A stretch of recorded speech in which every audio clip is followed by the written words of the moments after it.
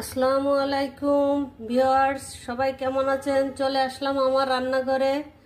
আজকে রেসিপি করব আমি ভর্তাটা করব হচ্ছে আমি কালো জিরা গুনা বনলি সবাই জানেন, এটা আমার বলার কোনো অপেক্ষা নেই।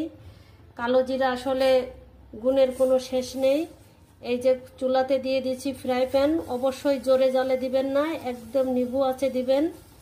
এই যে দিয়ে দিলাম আমি কালো জিরাটাকে আমি বাজার থেকে এনে ধুয়ে রোদে দিয়ে শুকিয়ে পরিষ্কার করে বোতলজাত করে ধুয়ে দিয়েছি। এই দেখুন, আমি সারাক্ষণ আমার বাসায় বোতল ভরাই থাকে, আমার বিভিন্ন কাজে ব্যবহার করি। কাঁচা খাই, পানিতে ফুটিয়ে খাই, ভর্তা খাই, বিভিন্ন ডেজার্ট আইটেম বা ভাজাভুজি বানাতে গেলেও তার মধ্যে আমি এইগুলো ব্যবহার করি। এই জন্য আমি কালো জিরাকে করে রাখি, সব সময় ধুয়ে পরিষ্কার করে রাখি। আর কালো জিরাটা আপনারা ভাজবেন, অবশ্যই বেশি ভাজবেন না, তাহলে তিতা হয়ে যায়।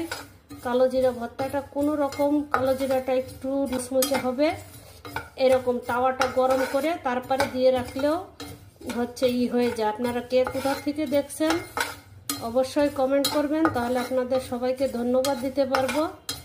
আমার রেসিপি যদি আপনাদের ভালো লাগে তাহলে আপনাদের ভালোবাসা দিয়ে আমাকে এগিয়ে যাওয়ার জন্য সাপোর্ট করবেন। আমার পেজটাতে লাইক ফলো দিয়ে পাশে থাকবেন, ইউটিউবে চ্যানেলটা সাবস্ক্রাইব করে দিবেন। এই যে কালো জিরাটা আমার ভাজা হয়ে গেছে, বেশি ভাজলে তিতা হয়ে যাবে। আপনাদের সাথে কথা বলতে বলতে আমার ভাজা শেষ। এখন এর সাথে আমি দিয়ে দিব হচ্ছে, এই দেখুন, এক সাইডে পেঁয়াজ কুচি, রসুন কুচি এইভাবে নিয়ে নিয়েছি, আর দিব কিছু শুকনো মরিচ। সঙ্গেই থাকুন, কিভাবে করি দেখবেন। এই যে কালো জিরাটা ভেজে নেওয়া হয়ে গেছে, দেখুন কত সুন্দর মচমচে হয়েছে। এরকম হবে, পুড়ে গেলে হবে না, কিন্তু মচমচে হবে। এখন এই যে আমি চুলাতে ফ্রাই প্যান নিয়ে নিয়েছি, এখন দিয়ে দিব এর মধ্যে পরিমাণ মতো সরিষার তেল। এই যে তেলটা দিয়ে দিলাম, তেলটা আমার গরম হয়ে গেছে। এখন দিয়ে দিব কয়েকটা শুকনো মরিচটাকে একটু ভেজে নিব।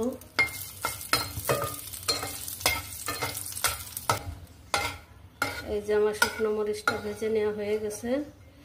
এখন এই তেলের মধ্যেই আমি পেঁয়াজ রসুনগুলোকে দিয়ে দিলাম, এটাকেও আমি একটু বাদামি কালার করে ভেজে নেব।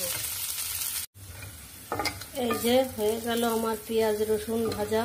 এর মধ্যে আমি 1 চিমটি রান্না করা জিরাও দিয়ে দিয়েছি, ওটা আপনাদের দেখাতে ভুলে গেছি। এই যে একসঙ্গে